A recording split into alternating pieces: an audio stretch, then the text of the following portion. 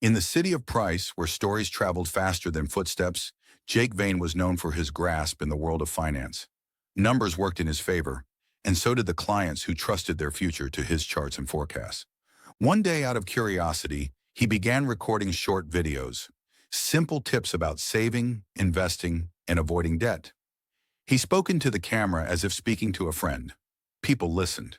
The numbers in his follower count began to grow. Then came the call from a media agency. "You have a talent," they told him. "We can get you bigger audiences, bigger income." The gigs began as small campaigns, then brand endorsements and talk show panels. But the crown jewel came in the form of an advocacy campaign. Save the wilds. The cause was urgent. Rare animals were being slaughtered by both hunters and poachers. Jake, now dressed in earth-tone jacket, spoke with passion in his voice about protecting the creatures of the forest. The campaign went viral. Documentaries featured him, schools invited him to speak, and the agency paid him more than he had ever dreamed of. The life was intoxicating, so he quit his finance job. For years, he was the face of the cause. Children sent him drawings of elephants and rhinos.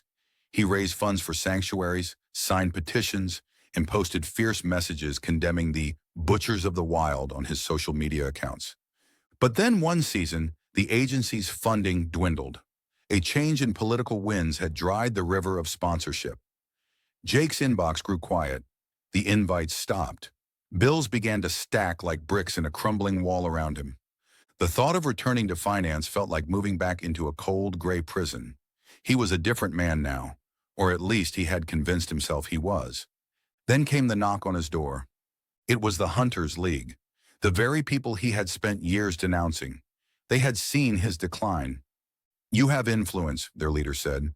"We can make use of it. You'll tell our story, the truth about our way of life. We'll pay you well." Desperation dulled the edges of his conscience. He agreed. Soon Jake was online again, smiling beside men in camouflage, praising sustainable hunting and the ancient rights of the hunt. The audience who once cheered his rants against hunters now watched in confusion. Comments flooded in. "What happened to you? Didn't you call them criminals?" Jake said nothing. Yet the irony is profound. He sees himself as a man of principle. In his world, he stands firm and speaks with passion about what he believes. To him, that is proof that he is true to himself, even if the self he is true to kept shifting. Meanwhile, the hunters and those who enjoyed their game adored him. Invitations poured in.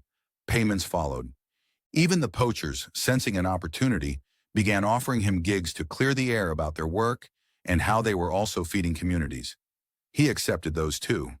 From the outside, Jake looked alive again. Busy, booked, smiling in every post.